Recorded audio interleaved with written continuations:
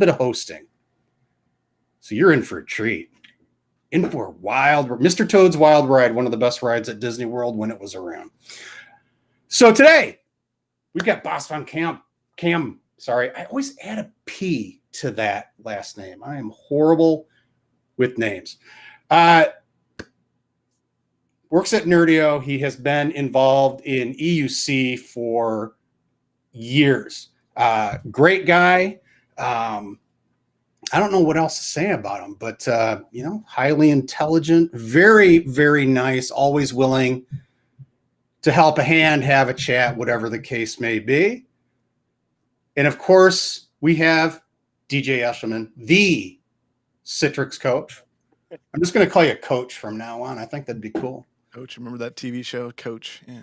Yeah. Well, because it's we are expanding beyond Citrix from a coaching perspective and everything, or so I think coach is the right way to go. Coach of life and others things, yes. But enough about us. Let's bring Bas on. Yes. How you doing, man? Hey guys. How you doing? I'm doing fine. You too, hopefully. Thanks for getting better every day. Right. Thanks for having me on the show. Awesome to be here. Yeah, I've been looking forward to it. Glad we could finally get you nailed down. Yeah, we've been talking about this for a couple of months, I think, right? So I think it started near the end of 2020 or something like that. Yeah. Then I had a sort of a holiday in between, which I didn't knew about, just a couple of days before, sort of a surprise. So we need to reschedule again. But all with good reason, of course. So thanks for being so flexible, by the way. Being surprised with a holiday has got to be the best thing ever, right? I mean, it was. Yes, we had a good time, definitely. That's good. That's great. So you are in the Netherlands. I am. Are you tilting windmills? See, I ask really weird questions like that. So, where are you located abouts in the Netherlands? Sure. I'm near to Amsterdam. It's like 50 minutes by car, 25, 30 minutes by bike. You can get a couple of shortcuts then. So it's a nice neighborhood. I live, in the area of, sort of a forest. We have water, all kinds of animals running around here. So, yeah, really having a good time. Very nice. So being at home is really not all that bad. It hasn't been. Relax, watch the wildlife. Yeah, nice. Yeah. Well, it's not wildlife like it in the US, I guess, but for being in the Netherlands, it's quite okay. Yeah. Well, I think being able to go outside and see trees and have trees and that type of thing is for me, because I grew up out in the country. Being able to step outside and see nature versus a bunch of buildings behind you is, in my opinion, just a great thing. Yeah, I agree. So, all right. So, this is awkward for me, man. I'm not used to being the center of attention. I'm just for the audience sake. I'm challenging Jeff to do more hosting duties, and so I'm pushing, and it's a lot of fun for me to watch him square. Yeah, I bet. This is sort of. How did you get started? So tell us about your early years. How this became of interest. How did computers technology come into your life? Oh wow, that's goes a while back. Well, it really wasn't during my childhood, I have to be honest. Well, I had a Commodore 64, like many, an Atari before that, and Nintendo after that. But that was all around gaming, sort of, basically. Then, from a technological perspective, it went quiet for a couple of years, and it was only till I met who is now my ex-wife. But that's all perfectly fine. We have 2 kids. That's the long story short. We're doing okay. So we talk to each other daily. She's now my ex, but at that time, my father-in-law and my brother-in-law were heavily into PCs at home, building them themselves, those types of things. My brother-in-law soon went to work for one of the largest IT firms in the Netherlands. So, they taught me about, I think it was Windows 95, 98. XP was right around the corner, I believe, back then. So I started quite late, you could say. But, as it has always been with me, once I find something I really find interesting. I can, can dig really deep. I want to know, everything that, there is to know basically, which within EUC, which I wasn't in back then, of course, but within computers in the wide world of ICT is quite hard to do. But that's something I learned quite quickly. So, in the years after, I learned how to make a plan, stick to it, pick your certifications, get hands-on experience and so on and so forth. But yeah, that was really sort of the roots for me. My brother-in-law helped me get started with, getting to know the operating system, how it was back then, which I find quite frustrating because I didn't really understand it all that much during the first couple of months. So I started looking for, ways to improve or to learn a bit more, to improve, knowledge, getting hands-on experience, because I didn't have a PC myself back then. That's something I was starting to save for. And I was looking for, some sort of training I could follow or something like that, which I found after a couple of months, sort of the studying from home principle, basically, which I did for a few months, and then, got my first diplomas and basically took it from there. That was also around the time, I think it was around 2000, 2001 when I started applying for, IT jobs, things like that, to get started, to get more hands-on, except for what I was doing at home, things like that, which was pretty brutal, rejection after rejection, because I didn't have any experience or any diplomas, or, even the schools that I did, which I graduated from, were pretty low with regards to, the knowledge level. It's not like I went to university or anything like that. I didn't do a big study or anything. So it was all, start at the beginning, at the bottom, and then slowly climbing, step by step to, it's a big step to where I am today, of course, within 22 years or something like that. But, I was a mailman back then when I started out. So, delivering mail to people's homes each day, which has a couple of advantages, because you have a lot of free time, spare time, so which I could use to get my driver's license, to, to do the studying, to do the hands-on in between, things like that. So that really helped. Yeah. What kind of jobs did you start with? What I mean, you said you had lots of rejections. What was the first job that you actually got? Well, the thing is, I was, and that's still true today as well, I guess. I'm kind of introvert, if that's the right word, and even way more so back then than I am today, of course. But I really didn't want to speak to people on the phone all day long, because that sort of scared me. And so I started searching for IT support jobs, which I could do via email or something like that, perhaps even in person, but not, on the phone all day long, which turned out to be, sort of impossible. So I ended up on a help desk, basically, for the first 18 months, and that's how I got started. And then later on, I promoted to, the steps you make, sort of a junior sysadmin, median, senior, whatever that may mean, but how it works within most companies like that. So yeah, that's what I did for the first couple of years. And then on to consulting. That was sort of the plan that I made or laid out for myself, a technical consultant, which, took me a couple of years to achieve as well. And I think it was around 2012, 2013 when I started focusing more specific, or very specific even, on the Citrix portfolio, and started my blog, I think, in 2013 as well, which, by the way, was just meant as sort of a reference for myself. But then after the first couple of months, it's I wouldn't say it became a hit, but I saw, a lot of traffic coming to my site, a lot of attention on, the socials and things like that. So then it became more, more of a plan around, doing more blogging, bi-weekly, weekly, even for a couple of years, trying to be persistent, getting all of my certifications, lots of various, jobs in between, working for the same employer, but just being, contracted by smaller companies from that, that one employer. That's how we mostly work within the Netherlands, or not sure, perhaps in the US as well. So I did that for, I think, at least 5 or 6 years, mostly Citrix focused. And well, the next step for me was, if I wanted to be involved more strategically as well, more of a, management consultant even, or more of a CTO type role, which could be more commercial as well. It doesn't have to be deep technical per se. At least that's how I thought about it back then. Then, one of the biggest hurdles I took throughout the last, I think, 7 or 8 years was 6 or 7 years ago, Standing in front of a group, giving a presentation, or just telling something in general, that was horrible for me to do.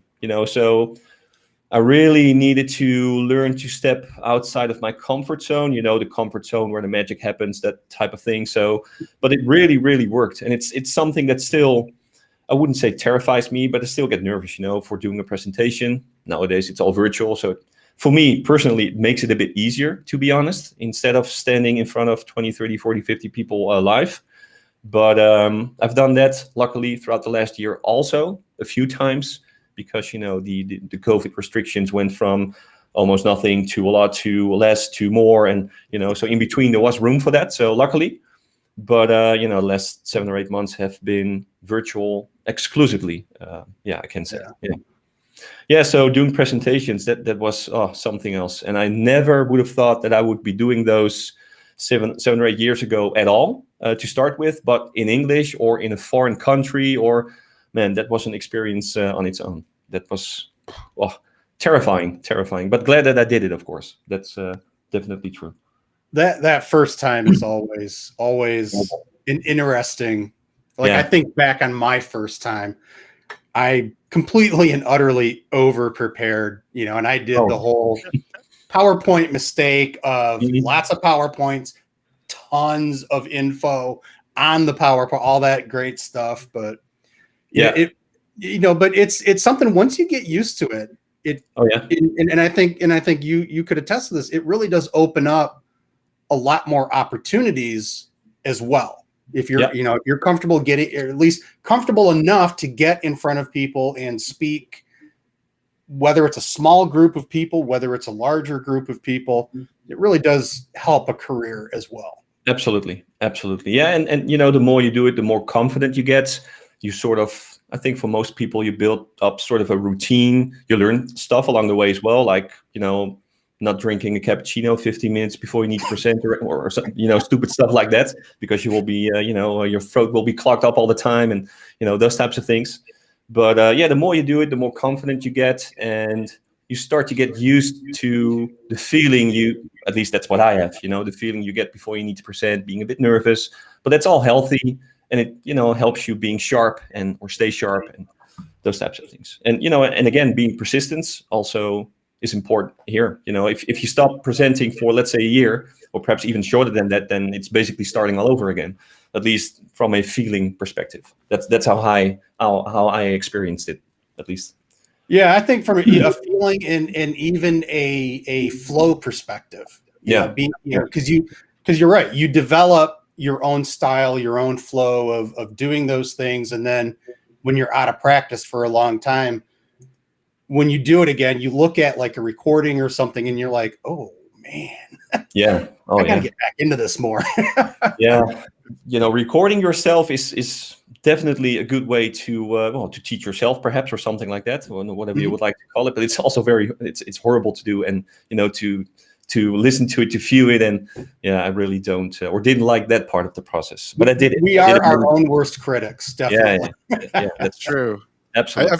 I find I do things like stammering more when I record than when I'm live. It's very strange. But pre-recording a presentation for a conference, that's something, you start over like 20, 25 times while you're at the conference, you're doing your presentation, you make a couple of mistakes, but everybody does that. Even if it gets recorded, it's all fine, because everybody watching the recording thinks, that's fine. I don't even hear that, sort of, so to speak. Exactly.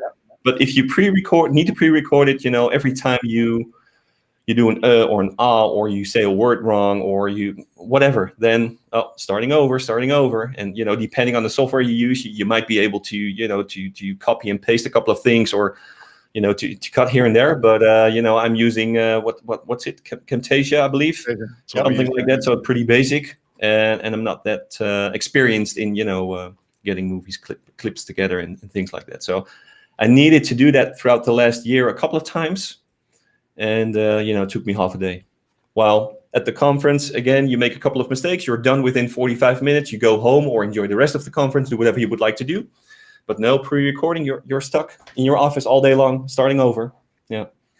It's weird how we get that kind of perfectionism kind of thing going. Actually, that's one of the big reasons why we decided to do this show as a live, Right. as opposed to like pre-recording it and things like that. Because I can tell you this right now. There's a show that I'm premiering tomorrow that was pre-recorded, and I put in hours in that, and I didn't even do all the like removing ums and things like that. I didn't even do that, but it still was like this big production, and I just don't really think it's going to be anything like that much better than what we do live. Right. Yeah. Kind of funny. Yeah.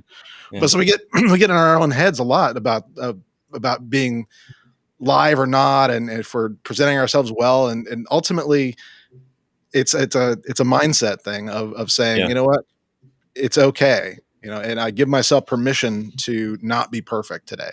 Yeah. Right. Yeah, because you do get that chance when you're going back through a recording to second guess yourself, and you have a chance to actually do an edit or something like that you think might be necessary, but really nobody cares. Nobody would care about. But our own worst enemies right there. Yeah, for sure. So you were doing consulting work, and then then doing a lot more presentations. So would you say, I'm just curious about this, just from almost like a research standpoint, but did you find that you were doing more presentations because of consulting, or is that something you felt like somebody was kind of pushing you to add on? I'm kind of curious about that. No, it was sort of, I wanted to make the transition from a more technical role, which I have had for a couple of years back then, to a more strategic role. So, but for that, you need to be able to, to tell your story. Why do you want to change something? What's the reason? Tell me, go in. Here's the boardroom, here's the board of directors, and please tell me what you would like to do and why, and so on and so forth. So my thought was, if I'm able to present to technical peers, of which you always think everybody in the audience knows way more than you do, if I can come over that, then I will be fine, learning that other stuff, from a professional point of view as well. And that's sort of the route that I took. But along the way, things change. It's always hard to make a plan for 2, 3, 4 years, especially when you're in IT, perhaps even more so when you're in EUC, like we all know. Things change rapidly. So making a plan, sticking to it is, I think, important, but you also need to be flexible or agile, whatever you would like to call it, at the same time. So, that's what I did as well. And I saw that by doing the presentations, my community work took off even more. So, I got invited to, speaking at conferences, which I wouldn't, haven't dreamed about before. So that was a big honor. And of course I said yes, but I was terrified each and every time. But I just went on and, did it, a couple of, presentations together with other people as well, which was my first abroad as well, which was with Mick Glover, who was working for Citrix back then. So we presented on one of the E2E VC conferences. So like you, Jeff, I over-prepared, I was working on the presentation months before E2E, while perhaps, E2E style is, you wake up, you're thinking about, okay, what's the topic that's in the agenda, which I sent over by email 3 months ago. What am I going to say? What are my slides going to look like? And then 3 hours later, with a hangover, you're going to present. But that was not me at all at my first E2E. So, and that's the key, is that if you ever do a presentation for the first time at E2E, plan on a hangover and plan on presenting with a hangover. Yeah, that's a sort of. But that's actually for a first time presenting. I think E2E is probably one of the best forums to be able to do that, because obviously, with the format and Alex being as unorganized as he is, but it makes it fun. It makes it fun. Yeah. Everyone's there to learn and to have fun. It's not a synergy. It's not a VM world where it's more serious and focused and everything. So yeah, people are very forgiving as well. Everybody knows normally that it's your first or second or third time that you don't present regularly, for example, for your job or whatever the case may be, that you're doing it, overcoming a hurdle, like me, for example. I think that's one of the reasons people do it a lot. And with Alex, of course, you don't have to do any pre-screening or whatever you would like to call it. Right. Send in your presentation. If people hate you and boo you or whatever, then probably we'll skip the next E2E to present. But maybe we can talk again next year, something like that. But it's always fun. And exactly the same thing happened when I needed to present. The first time, like I mentioned, over prepared, and I was watching my my watch, and suddenly I got I think it was a WhatsApp message from, I think it was his wife or something, who runs the, together with her sisters, who runs the show there as well, that we needed to come on stage right away because, something dropped out or something went wrong in the agenda, whatever happened. I don't really know, never found out. But, suddenly I needed to get on stage right then, right there, within 5 minutes, running from my hotel to across the street. But it took away some of the nerves, looking back, I think. It's better than, I need to go in 20 minutes, in 19 minutes, in 14 minutes. It's, that's.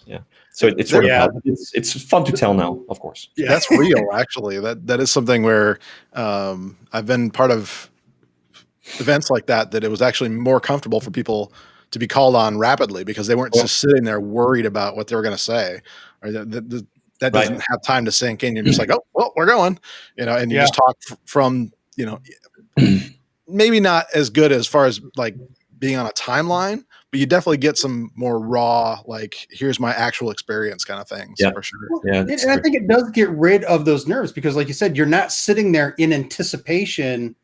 Oh God, 5 minutes. What am I going to do? How am I going to, you start overthinking and all that wonderful stuff.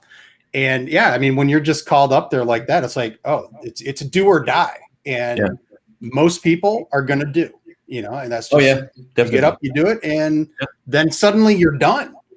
And you're kind of like, wow, that went by pretty quick and pretty well. Yeah.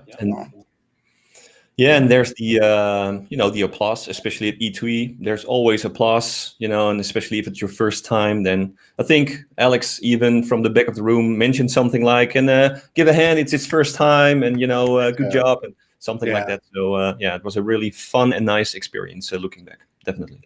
As much as I make fun of Alex, because he makes fun of me, he is a great guy, a great host, and it's funny because the chaos of E2E is such a part of it now that if it's not chaotic, it's not E2E. Right. Yeah. It's like the drive when he picks you up. I'm not sure if he ever picked you up from the airport.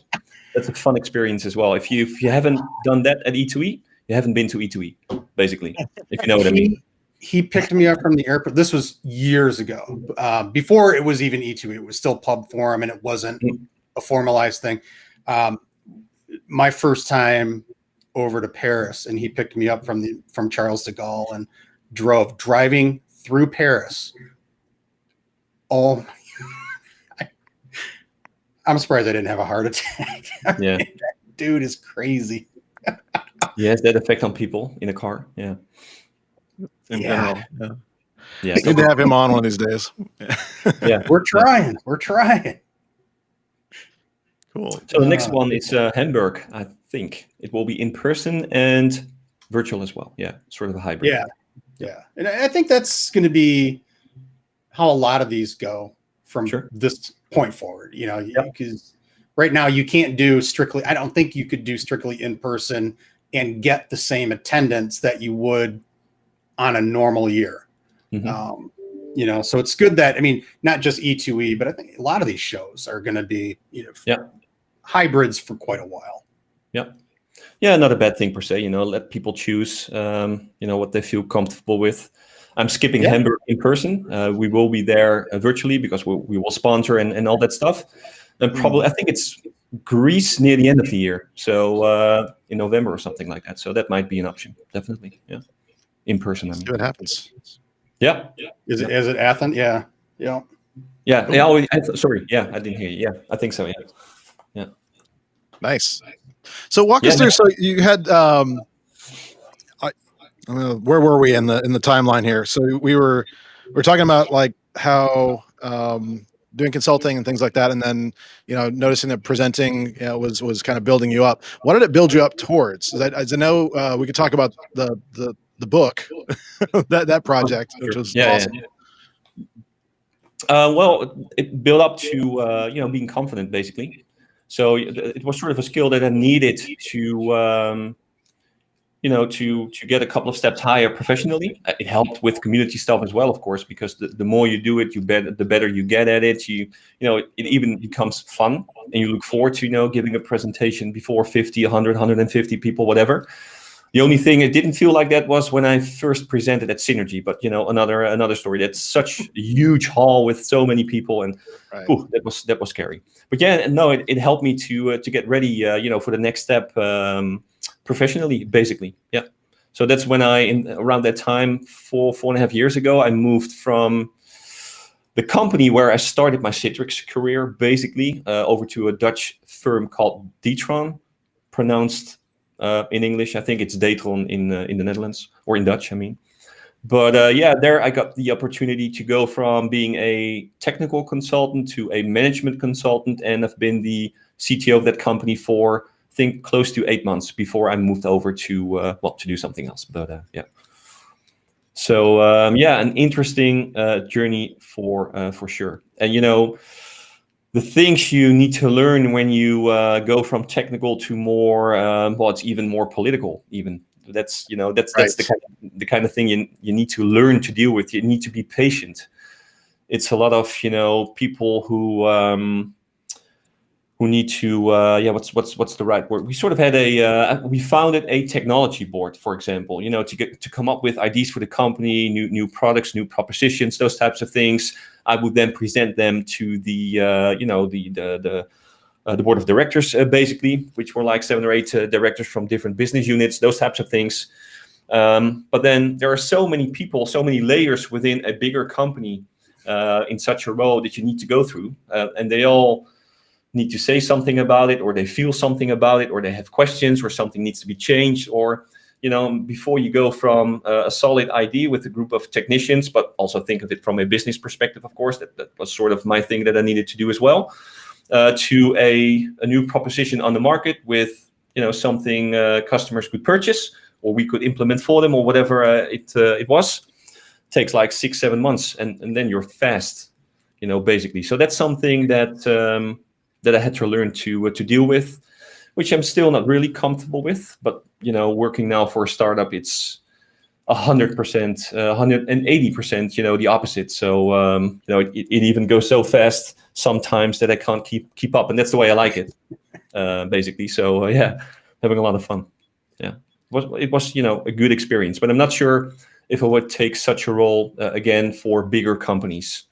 And bigger, bigger is not like American big, like 5 or 10,000 employees, or like Citrix or whatever, but more like 200, 250 people. That for me is a bigger company. Yeah, something like that.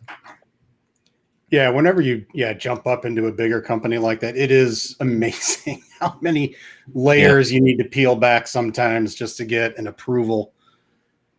Yeah, I think you and I were talking about this yesterday, like marketing by committee, that type of thing, or content by committee, marketing by committee. Yeah, that's product by committee. Yeah, it's awesome. And product by committee. Let's be honest. Yeah.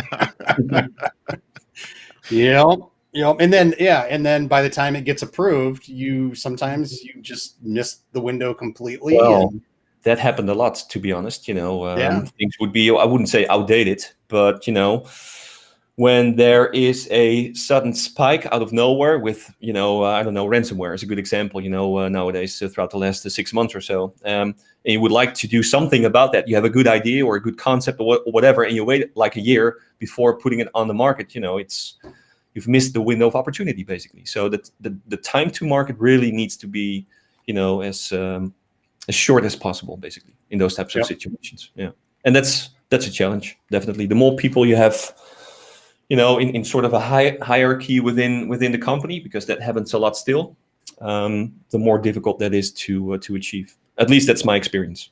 But you need to get used to that and accept it as well, and do your best to get them moving and remind them, and whatever you can do. Yeah. Never assume someone's going to follow through on what they say. Never assume anything. No. Mm-hmm. Yeah. Yeah, and the saying, if you want to have something done, you need to do it yourself, often does not apply in such a situation, because a one-man team, of course. So you need to rely on many people to get something off the ground in that sense. Yeah. Yep, absolutely. So you had your 8 months as CTO, and then Right. what brought you to Nerdio? What brought the attention to each other? Because like you said, it is a startup, and it was obviously much smaller than what it was today. Sure. So how did that come about? Yeah, so it was, well, it's not really a special story at all, basically. But I worked for a company. When I told you, let's say 20 minutes ago, I moved from the company where I started my Citrix career and then moved on to Detron and so on and so forth. I actually went back to the founder and director of that company, who had started a couple of other companies, started working for him, being sort of a cloud evangelist, technologist, whatever you would like to call it. So did implementations as well, but most of my time was spent on, just talking with customers about their challenges and those types of things.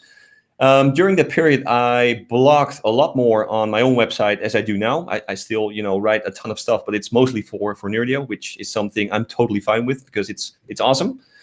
And one of the things that happened, of course, we had the thing around RDMI, which started, I think, in 2017, which got, the attention of a lot of EUC folks. It went quiet for a year. Then WVD was around. And that's sort of where it started for me. Of course, I've never heard of Nerdio back then, but I started to dig in a bit more, like many did. Did presentations, blog posts, those types of things. I became a Microsoft MVP, which really opened up a couple of doors as well. And I think it was one of the bigger. I think it was the first WVD community event that Christian Brinkhoff organized in. I think it was 2019. I think no 2020. Somewhere in April or May, and then I presented on some of the technological WVD partners, which were then listed on the website, from Microsoft. And Nerdio was something I stumbled upon, and of course, my who has been my boss for the past year, Joseph Landis, sent me an email. Hey, boss, how you doing? Have you checked out Nerdio? Manager for WVD was just released, I think, about a month ago back then. So we got to talk. And something happened within the company I worked for then. So it was sort of, okay, what do we do with the company? Do we become owners ourselves? Do we buy another company or something like that? So I needed to choose what I wanted to do as a next step in my career. And that's, also one of the reasons I mentioned, it's hard to make plans for 2 or 3 years, because if stuff like this happens in between, you are going to think about that at that time. And, it's hard to predict, of course. So I thought about it, and I was already in contact with a couple of other guys within Nerdio as well, for technical support, getting things started and questions I had and stuff like that. So then I thought, Nerdio is doing quite well, stuff that I had learned about Nerdio throughout the last couple of weeks at that time. And I thought they do not have any representation in Europe or EMEA even. A couple of,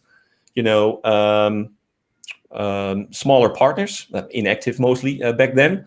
So what if I propose to Joseph, I can become, sort of their spokesman or salesman or, field CTO sort of covers all of that roles. That's something I have been doing for the last year, of course. So it's marketing, it's technical, it's roadmap information, it's community, it's presenting, it's demos, it's, the whole shebang, basically. And that's, how the conversation started. So I approached Joseph. I asked him what he thought about the idea, and I sort of, I didn't just ask him. I also came up with sort of a story why I thought, I might be a good fit, what I was able to do for them within, from within the Netherlands, within, the rest of Europe and EMEA, and sort of, and that, before we know it, a couple of days later, I had a talk with Vadim, the founder, current CEO of the company. He runs it together with Joseph, by the way. And that's it basically. The rest is, history, sort of. Yeah. Took it from there.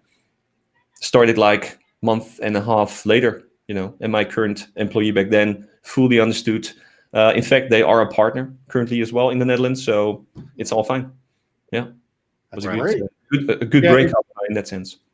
And you've done a great job with expanding their social presence with the Nerdio community, the Tech Insiders, and running events, running webinars. Right. And that's beyond the normal stuff that you do just, I mean, that is part of your day to day, but, you know, really expanding the reach of Nerdio and getting people involved, because I mean, like you, when I discovered it, it was like, oh, this is neat. This is what is needed for WVD. And and so it's it's that's great. And like I said, you've been doing a great job with doing all of that. I mean, and because that's a lot to handle. You know, look at like Doug Brown, who does the iGel community. You know, that's basically his full-time job. You doing that and everything else is CTO. I wouldn't compare it with what Doug has built, because, you know, that goes above and beyond, basically. I've spoken to him about that many times. Doug and I are, good friends, you could say. So I'll find there. But he's done an amazing job. But yeah, that's something we're trying to replicate as well. But, you know, perhaps a bit smaller. The focus is also different, of course. It's not sort of the same thing. You know, we partner with iGel, so that definitely helps as well. I can ask Doc any questions I would like, which everybody can, of course, because he's very open about that. But and of course, don't forget, I'm not alone anymore, because we've Neil now on board also. So that's definitely a huge help. So he's taking on the whole of UK, and it's quite busy over there. So big task for him over there as well. And he's doing an amazing job up till now. Yeah, definitely. Yeah. All right, DJ, you wanted to take a break? Yeah. So we'll just take a quick little break, and we've got a little video we'll play for you here, and let us get a drink of water, whatever. We'll come back with Bas right after this. All right. Hey, everybody. Now, why is DJ in his garage? Well, I'm going to tell you. So I wrote Just Do This last year, and it's been great. I've been really appreciative of all of you that have supported me throughout this process. But I'll be honest with you, I actually thought more of these would sell here in the US, and so I actually printed up a bunch of them, anticipating that the cost of book printing would go up. And you know what? I was right. Book printing costs did go up. So I did a big order of them. There's just one problem. I'm here in my garage, and these books haven't all sold yet, so I've still got a bunch left.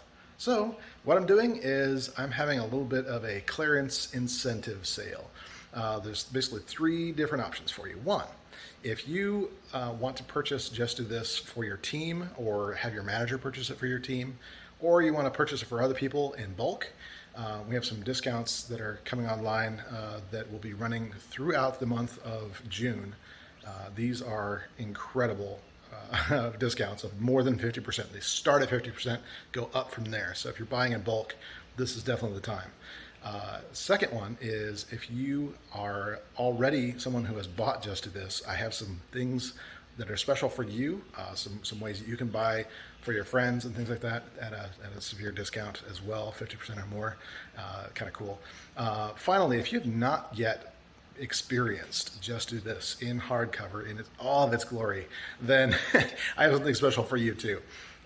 First of all, we're going to be doing the cost of these books at the paperback price, which is almost, I think it's like 40 some odd % off. So that's going to be cool. But we also have some things where you can bundle in some additional things as well that you won't be able to in the near future. So look for that link somewhere. I appreciate you, and as always, I appreciate your support.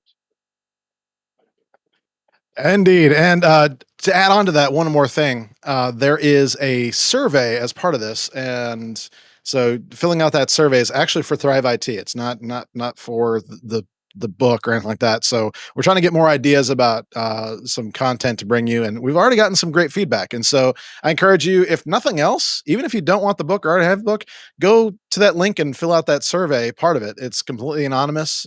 It's just kind of a way to get access to the coupon code. And so we appreciate your support on that. And let's get back to the business. Oh, sorry, you caught me. You caught me reading the section on presentation pointers. Amazing how you caught me doing that. That's crazy. In all seriousness, though, this is a great book, and I've said this before, and I will continue to say it. This has so much good information in it that I wish I had when I was first doing presentations, starting out. It would have been great. And it's not just presentation. It's methodology on running projects and asking the right questions, getting the right people in the room, all good stuff. So please, you want this. You really, really do. need this. You need it.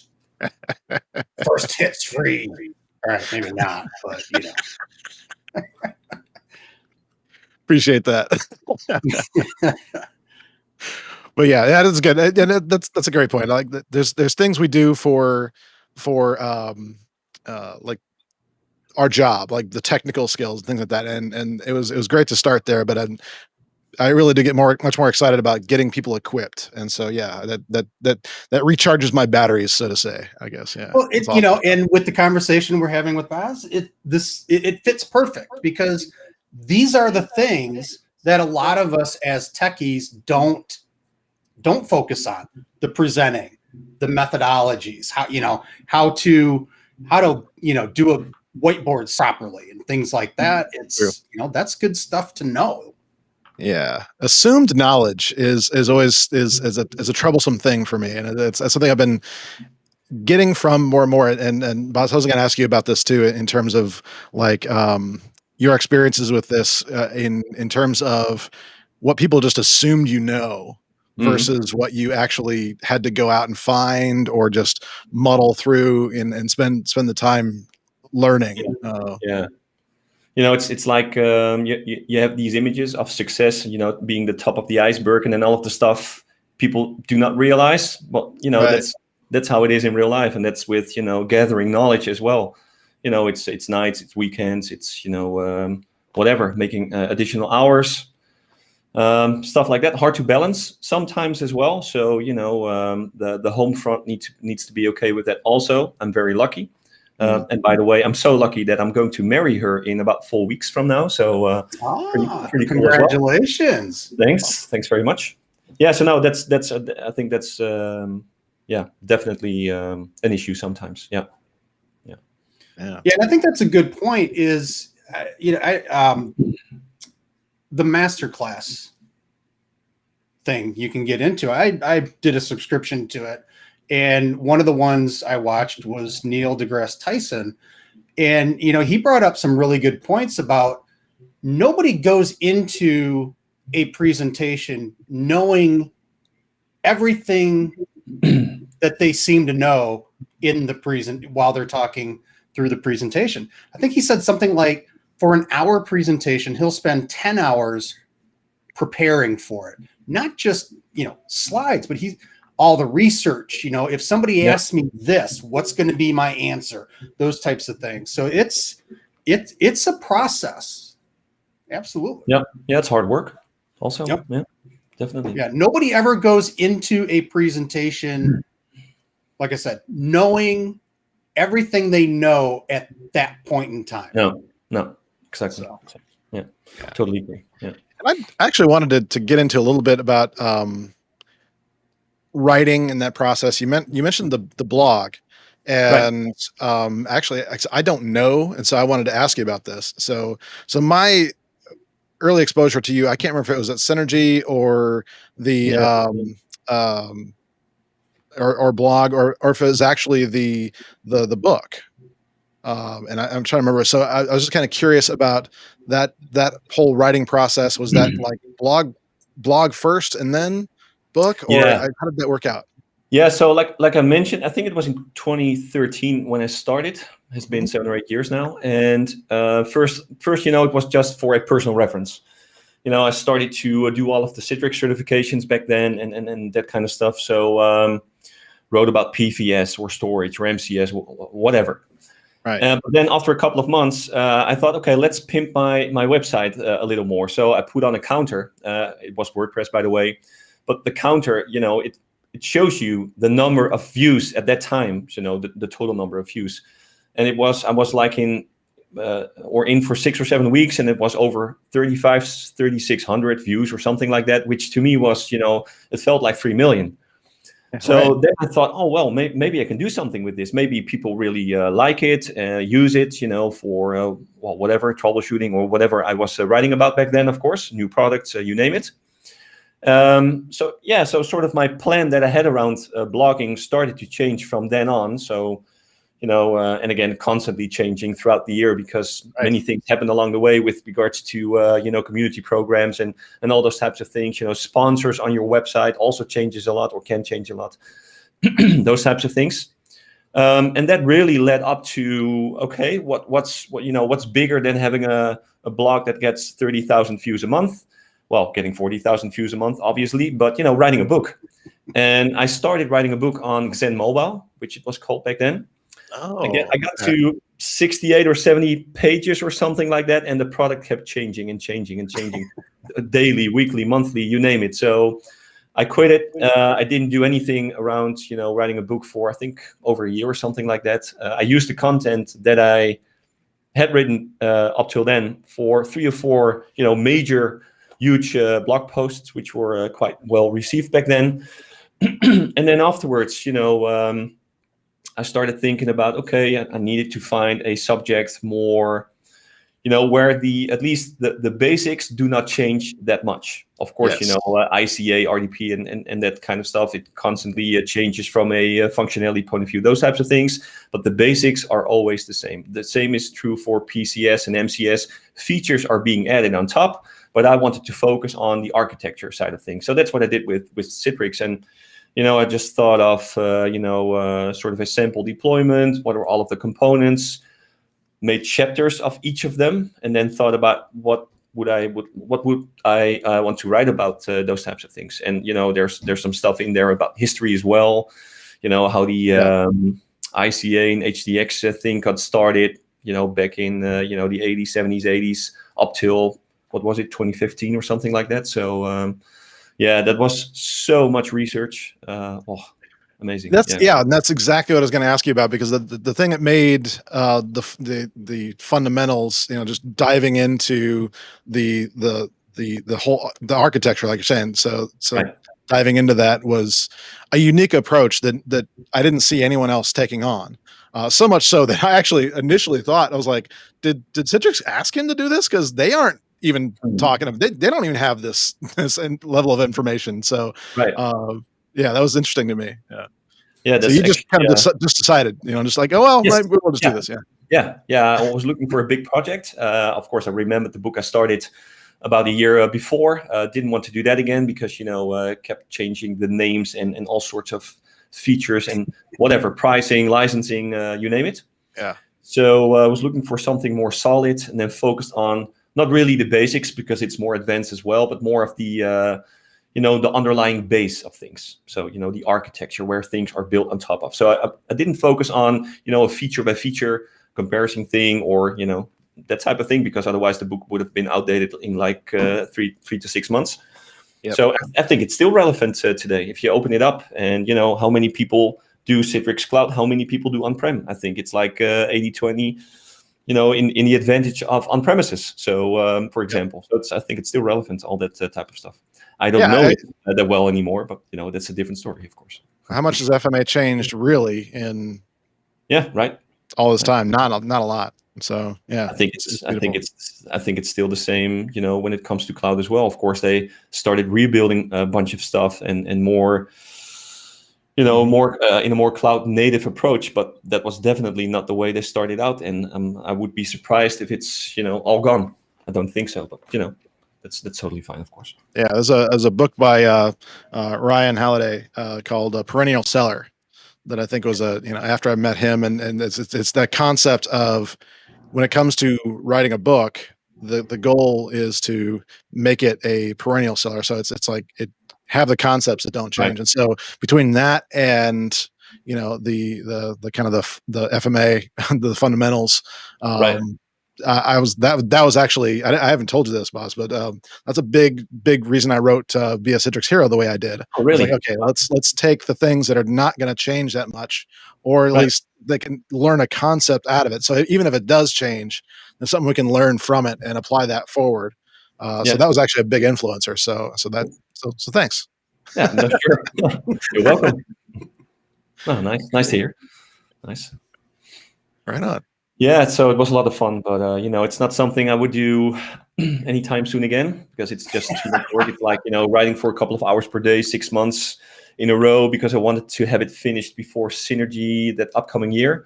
And I started like in October, November or something. So it was a challenge, but See, Lots- DJ, he learns a lesson when he finishes Yeah. writing those books. Yeah.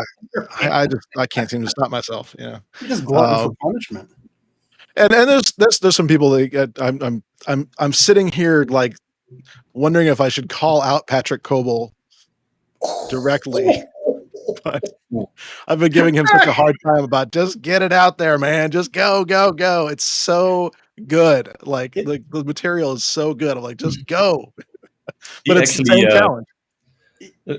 Cool that you mentioned him. He actually helped out with reviewing the book as well. Yeah. Mhm. Cool. Yeah, cool guy. Yeah, I mean, this is like it's just such a, and I also need to get him to make the drive down here to Franklin. We'll have a live show one of these days, I think, maybe. But yeah, just and there's so many other people out there that really could lend a unique voice. And so it doesn't matter if it's a blog, presentations, whatever, just get started, and sure. don't- Just do it. Yeah. just do it. Yeah. Well, that's Nike. Yeah, It's just do it's this. easier said than done, of course. It's Yeah, indeed. So sometimes, like I tell my teenager, you know what? You can keep making excuses of not doing something, or you can just sit down, get it done, and be done with it. It's there's two sides to it. We can always say we're too busy to do stuff, but at some point, if you really want to get something off the ground, you need to start doing it. Yeah.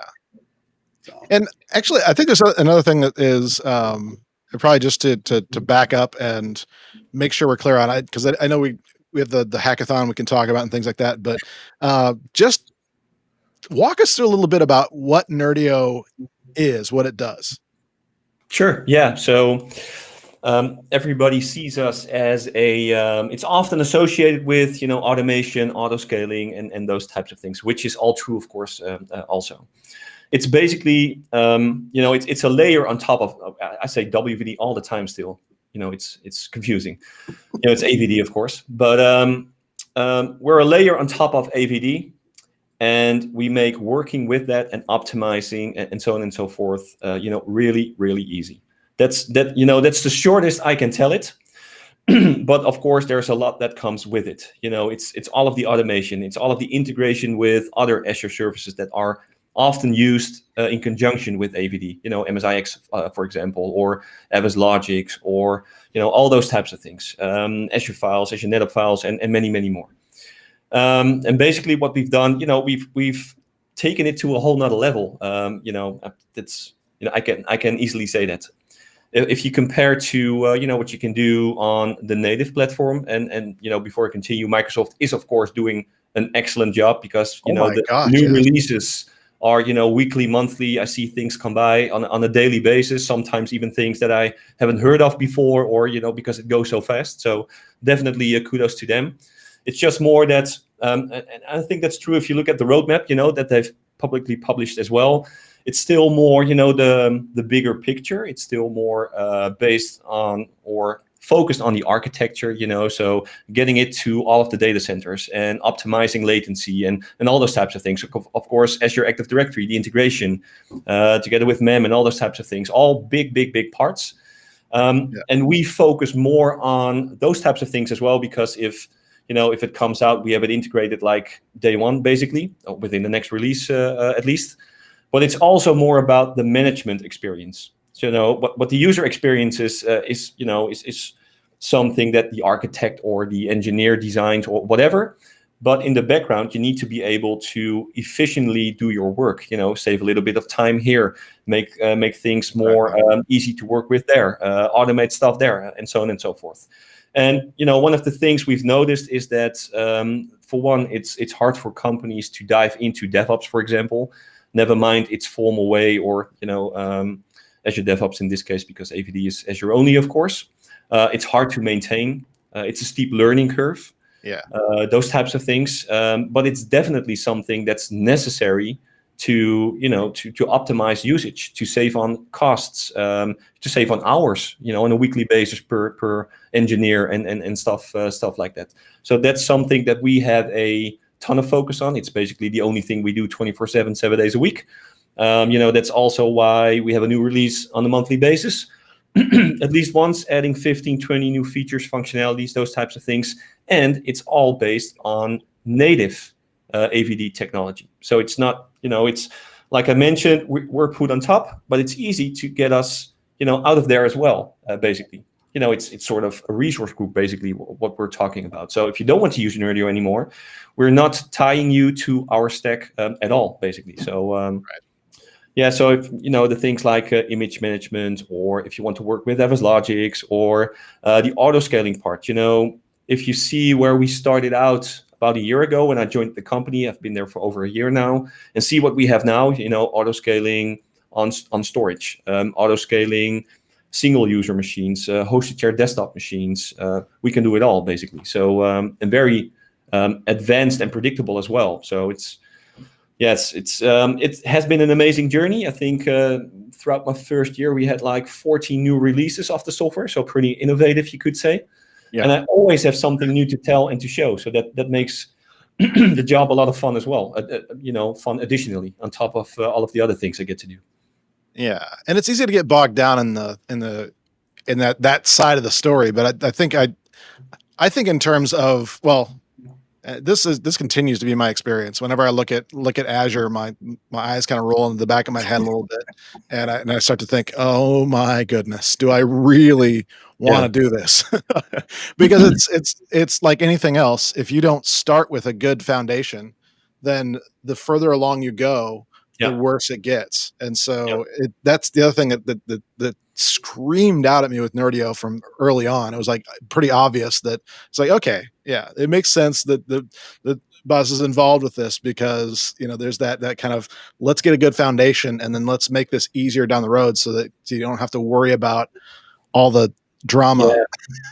Definitely. That's the best potential partners or customers that I talk to are the ones that have been using AVD, WVD, whatever, for the last couple of months, because they see the gaps that we fill, they see the additional value that we bring, and so on and so forth. But again, it's more like, I think AVD is more like a framework or something like that, to build on top of, like we do. Because AVD is PaaS. It is a platform. And you guys are doing exactly what Microsoft was hoping people would do. Absolutely. I think so. Yeah, I think so. Yeah. And that's another thing, because the relationship that we have with Microsoft is, it's solid. I talk to Microsoft employees on a daily basis, and that's definitely not a lie. They help us with business, with promotion, because it's a win-win situation for them as well. We accelerate, people onto the Azure platform. Our solution itself is a native Azure application, if you will, built out of various PaaS services. So it's a win-win-win situation even. So and it's not just managing for WVD, of course. It's the whole MSP market. It's huge. It's huge. It's where Nerdio started 4 years ago almost. So it's definitely very interesting for Microsoft as well. And we're extremely happy with the work that they have been doing. Because if AVD wasn't here, it's where we base our success on, basically. So it's, excellent partnership. Yeah, and I'm sure it's about to get really interesting next Thursday. Yes, the 24th. You mean? Yeah, right. Yeah, we'll join as well. Yeah, I don't have any details, I'm afraid. Nothing more than you guys. Probably. I came across a couple of leaks, but that's about it. Yeah. So leaks. Yeah, I've been wondering how much of that is like somebody just photoshopping things or whatever. You never know. I don't know. I think it's legit. I think the idea that it's a leak, like as in somebody clandestinely slipped an ISO to a person. Right. That Well, yeah, and honestly, I think a thing that we can get bogged down in is that sort of thing, like being first to know, or you get obsessed with that sort of stuff, and it's like Jeff, you and I were talking about this on our call yesterday, that that I'm trying to put away my crystal ball and not try to consult that anymore, because it's broken, it's not working right. But if we focus on the fundamentals, then it's going to be fine. So people freaking out about like, oh, is it going to be Windows 11? Am I going to have to do all this all over again? It's like, you were having to do it all over again anyway. If you know the foundational process of updates and keeping up to date in the first place, this is not a challenge. So it's not that Microsoft is changing things and making them the villain here. It's more of, no, they're moving forward, and so should you. Mm-hmm. Well, Yep. and I think, we think we were talking about this either right before we went live or right after, before the He-Man stuff, was that in the end, as soon as you like even look into a little bit of information about Windows 11, is that it's Windows 10 with a new front end interface to it. I mean, it's still the same operating system underneath. We don't know that. Not that there haven't been confirmed changes. any of that.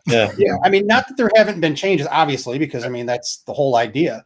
But from what I've heard, is they're naming it Windows 11 simply to try to build excitement. It's because I mean they've said for the longest time Windows 10 is the last version of Windows. I think that might be true. Yeah, but we'll still have to wait and find out, of course. And exactly the same thing happened with WVD AVD. It's like a new product has been released, but people it's no longer Windows 10. The same. Yeah. I would just wish they would call it. Just get rid of the whole versioning altogether. I mean, which is kind of what I've been anticipating, but yeah, I was actually surprised when I started seeing 11 being talked about. Just something else. I don't know.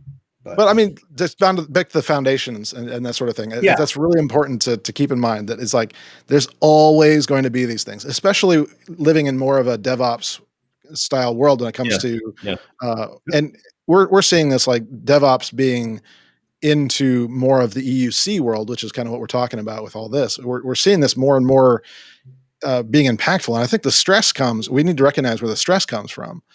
The stress usually comes from, what's this going to break? It's not what does it make possible. It's what is it going to damage? And that's kind of, there's just usually that comes from, deploy fast can cause some issues, let's be honest. And so it becomes, kind of sometimes slowing that things down a little bit and saying, let's come back to the foundations. Let's do this right and not get worried about, what might happen. Let's actually focus in on kind of the better things about this, of keeping our users, having a good experience and not worrying about like what's going to be next. Yeah. It's something we see daily. A lot of people or companies do give it a go, and some are quite successful as well. Now, well, kudos to them, of course. Everybody needs to do it the way they think is right. But like 95%, I wouldn't say fail, but it's just too much work, or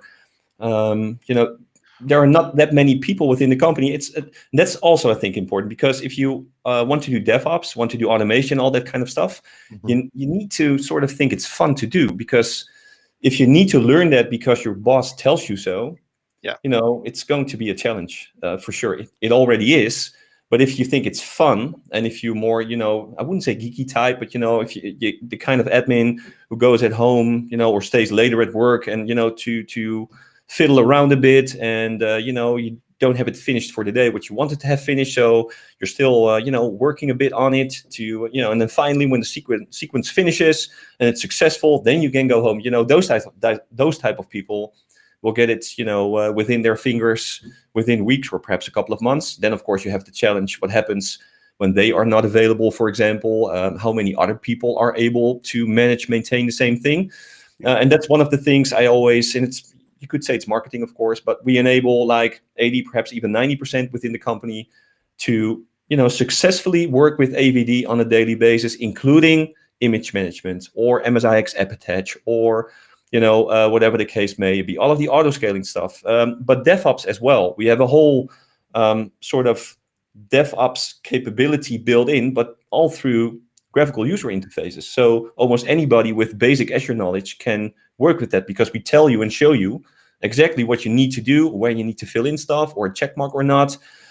Just like on the Azure portal, we have all of the information icons next to each feature, so you can hover over it and read exactly what it is that you are working with at that time, or additional information through a URL or something like that. So it's much more intuitive and much easier to learn. I do like workshops of 2 hours, then get a couple of questions in a couple of days after, and they're flying, and then I'm in contact, within 2 weeks or so, just as a short follow-up, and nothing, it just works, because that's with the auto scaling part as well. You might need to fine tune at first, but once it runs, it just runs, and you see the percentages with regards to the savings. If you compare it to the native pricing, running machines 24/7, or Right. Doing that by hand, monitoring it all and stuff. Such a big deal. This goes up and up. Yeah. And I think that, like, to pick on auto scaling, I think the best thing from the VM perspective that Nerdio brings is that it's true auto scaling. It's not just deallocating a VM and you're still spending the money on the storage and things like that. No, you can have it wipe it off the face of the earth, so you're not paying anything for that. And then and then use ephemeral OS disks to go with them, for example. Yep. It's just thinking ahead and looking at what's best for the customer. I will say this definitely for Microsoft is that they've not really been money grabbing as far as that. They really do seem to have the attitude like, if we just give the right solution out for people, then, like you said, people will develop ecosystems to use this more. Mm-hmm. And there'll be more abundance as part of that. I appreciate that attitude. It's very much they could have made it so that it's like, nope, if you have a VM, it's on all the time. We're going to charge you all the time for it. Well, I do appreciate them. A lot of that comes from Satya Nadella in his attitude. I mean, if you look, and not to pick on Ballmer, but Ballmer, Windows only. Everything is Windows only versus embrace. Extend, let people do their thing. I mean, yes, there's money in all that involved, but I mean, we've got PowerShell on Linux. We've got, all this great stuff that came about, after he became, CEO and everything. And it's been great. It's been absolutely great. I totally agree with the way they're doing things. So because I truly thought they were going to fade into existence before he came on board, because their Windows only mantra was clearly not the way people were going. No. No, and I think I really appreciate the conversation we had with Mark Templeton too, about just kind of the why behind things is so important to realize. And so, when it comes to, it's what I love about doing this show. We get to kind of get behind the scenes a little bit and get the how things tick of things. And so I can see elements of, that, like how your career progressed, for example, and how that influences the things you do now. Like, and this actually I want to talk about the hackathon. For sure, right. Because that's something where you're basically just giving people a chance to contribute. Yes, but it went beyond that. So talk about that a little bit. Yeah, sure. Yeah, so it's actually multiple things because they can win some huge prizes as well, up to $1,000 even for first prize. Yeah, so within Manager for WVD, Manager for MSP, you have the concept of scripted actions, which can be Windows scripts or Azure runbooks. Both based on PowerShell, by the way. So it's PowerShell only. We have 2 libraries fully built with, all sorts of stuff that people can already use without, needing to do a thing. You can also edit or copy all of those scripts, give it another name, reuse the code, with the optimization stuff for images, for example, really, really handy. So I think we have like 60 or 70 of them built in already, and that's something we're building on a monthly basis. And we thought about, okay, how can we include the community, people from the outside more and more. So first of all, we now have, excuse me, a GitHub integration, so you can, hook up one or multiple repos that you might have to get all of the nice work you have been doing on GitHub into Manager for WVD, and vice versa as well. So most of the scripts that we have published in Manager for WVD are publicly available as well. And the hackathon is all about a couple of challenges that we've set out. So we have an advanced and a beginner section. So it's like 20 different challenges, 10 on 10. And whoever does it the best, uses the cleanest code, or perhaps we also have a freestyle section, by the way. So comes up with the most original idea, or saves the most money, or whatever. That will be reviewed by a couple of panelists. Awesome panel, by the way. So that's all on the website as part of the hackathon as well. A couple of famous names in there also. That's now something that has been running since this Monday, and it will run until the 28th. So for 2 weeks, basically. Yeah. And then Neil and myself have been organizing that, and coming up with the details, asking for feedback from everybody, and and that's the whole thing with Nerdio. Like I mentioned, we can move really fast, and with these types of things as well.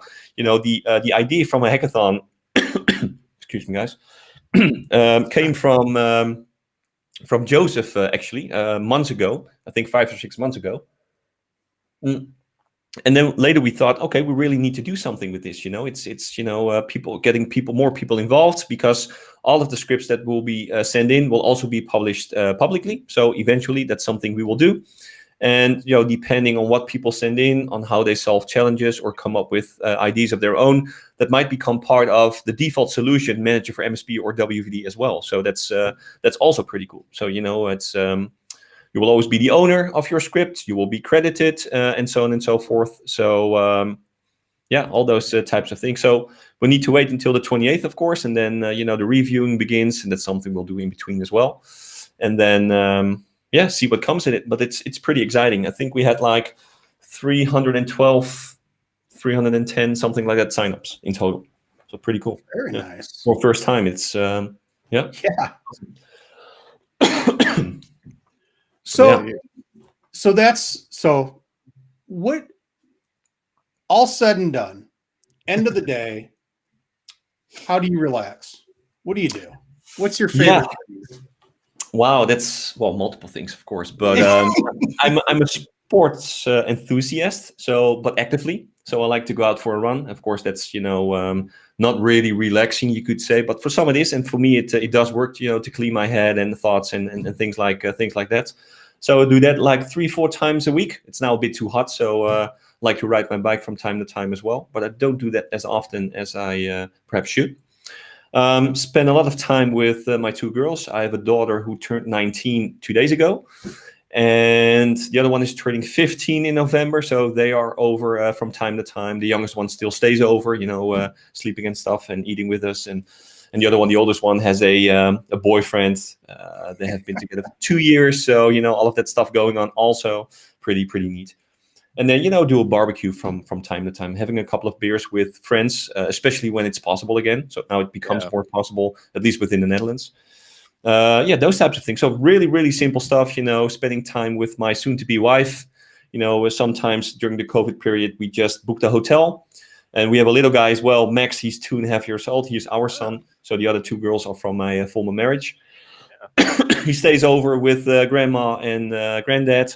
And then we just book a hotel and just, relax, do a bubble bath thing, or, watch some TV, have some dinner, deliver it at the room service, those types of things. So simple stuff, but I enjoy it very, very much. So that definitely helps. It's not like 5 or 6 years ago where I was always, doing IT, 24/7, basically. That's something that she thought was fine as well. Because eventually it will get you somewhere. No, I think that's something, at least to myself, something that I've proven, and to her as well, of course. Not that I needed to prove anything, but that's how it feels or how it is. But But just, I'm a bit older, little guy running around needs a bit of attention as well. I want to be a nice and cool dad, so I want to stay fit as well.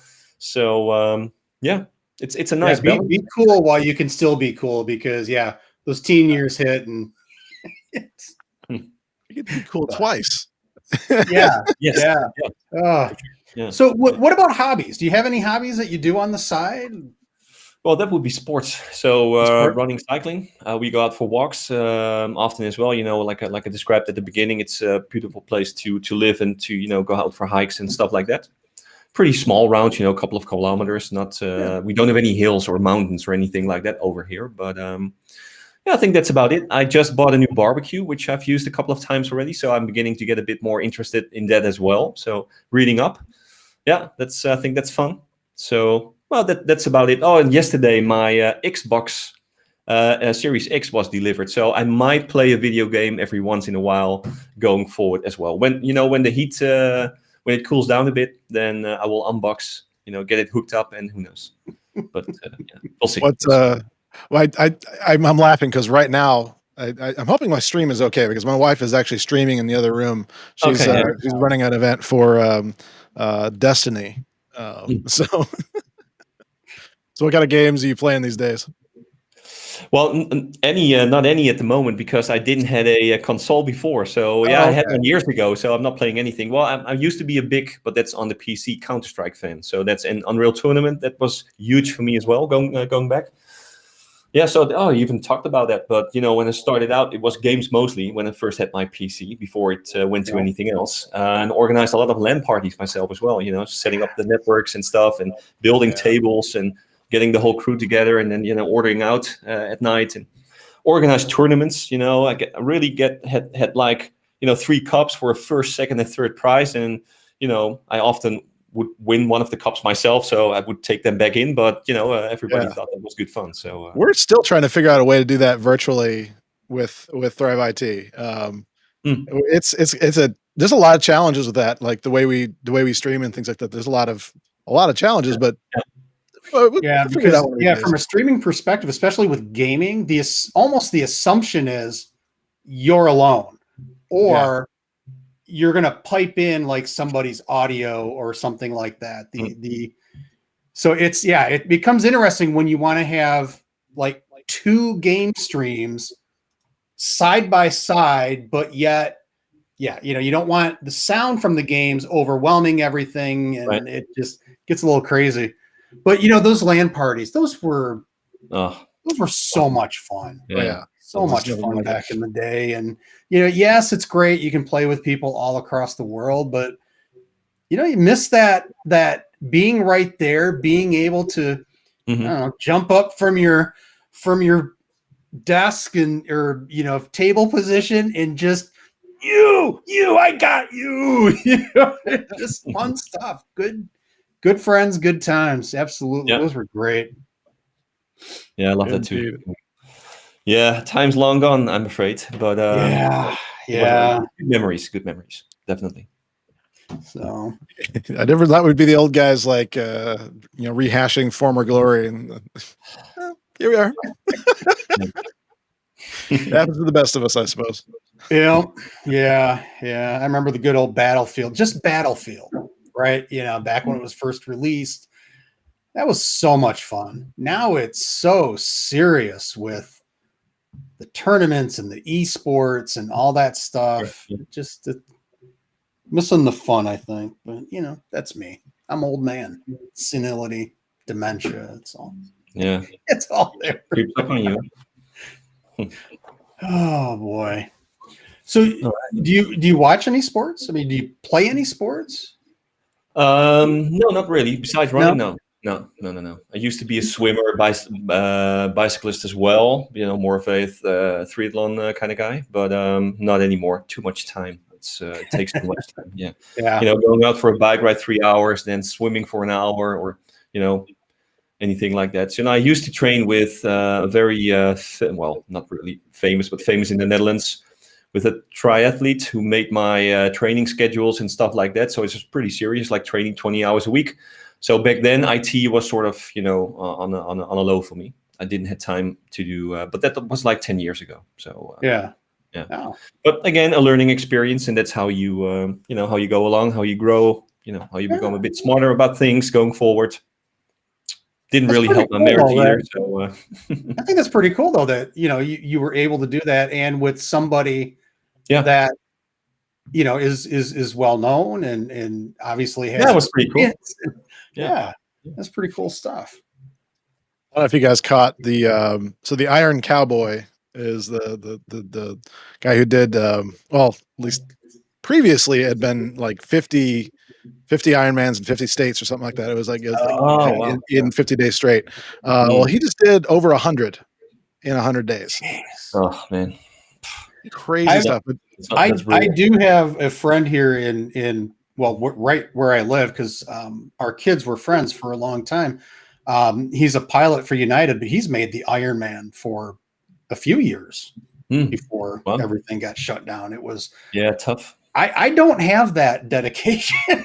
No, that's something you need to have, and it needs to be fun as well, or you need to think it's fun, because otherwise, it's you won't succeed. Trust me, it's it can be brutal. Yeah, but No, I give all the props to anyone and everyone that can dedicate themselves to those types of things, and I mean, because that's great stuff. And Jim Moyle, by the way, is actually going to do something serious as well. It's like 400 kilometers in 8 days, with it ranges from like 27 kilometers per day up to 72 on day 6, I believe. So brutal, and he's training his ass off as we speak. So he's now training, doing 2 training runs a day, even sometimes. So it's pretty decent. Yeah. Is that why he cut his hair? No, he way didn't before that. he didn't want the Him all flag these of days. the win. Yeah. Awesome. Cool. All right. Well, we are at the end of the show. So at this point, we do our final thoughts. As you get first go as the guest. Final thoughts. Yeah. Well, anything you want. What would you like to have my final thoughts on? I had a lot of fun, in the show. I was a bit nervous, to be honest, to get started, but I think it went pretty well. When the cameras are on, I'm not that comfortable. So yeah. So final thoughts. Great. It went great. Anything We appreciate having you on, and it's a great conversation, and a lot of good points brought up. Which is always really what these are about. It's to have fun as IT people, but to also bring lessons learned from different perspectives. So that's the great stuff right there. Okay, cool. Yeah. Good to hear. Good to hear. All right. I'll send you back to the green room, but thanks for being on with us today. Thank you very much for having me, and talk to you guys later for sure. Thanks. All right, sounds good. Thank you. Bye, guys. Bye. Awesome. Well, I'll go next. All right. Wow. So I have notes just down the page about. Are we going to be here a while? We might be here a while. No, just about certain things that really just stood out at me, and I want to highlight that sometimes that embracing the comfort zone, that embracing that discomfort is really how we grow, and we don't always know exactly how we're going to grow. That's the thing. I think people maybe think that, well, if I just learn how to present, I'll be better at X. And I think Bas is a great example of someone who embraced that part of things, like presenting and telling the story, which led him into then being able to tell other stories and share other levels of expertise, which I think is really cool, that there was just a progression beyond maybe what was even expected there. So my takeaway from this is to always be challenging our comfort zones and embrace that discomfort, because you never know what that's really going to bring. Absolutely. And to add on to that, as part of my final thought, we're doing this together, is that, embrace the discomfort and find out. You may like doing it. You may not like doing it. What I liked about what Bas was saying was that he knew where he wanted to go. He knew the skill set he wanted to develop. And, while we constantly say, especially with presenting, go up, do it, that doesn't mean you need to continue to do it. Do it a few times. You may find out you love it. You may find out, this is just not for me. So, but you tried. And that's the important thing. You went out, you did something you're not comfortable with. You found out whether you liked it or not. And that is the only way you are going to find those things that you do love to do, is by giving them a try. So please continue to do that.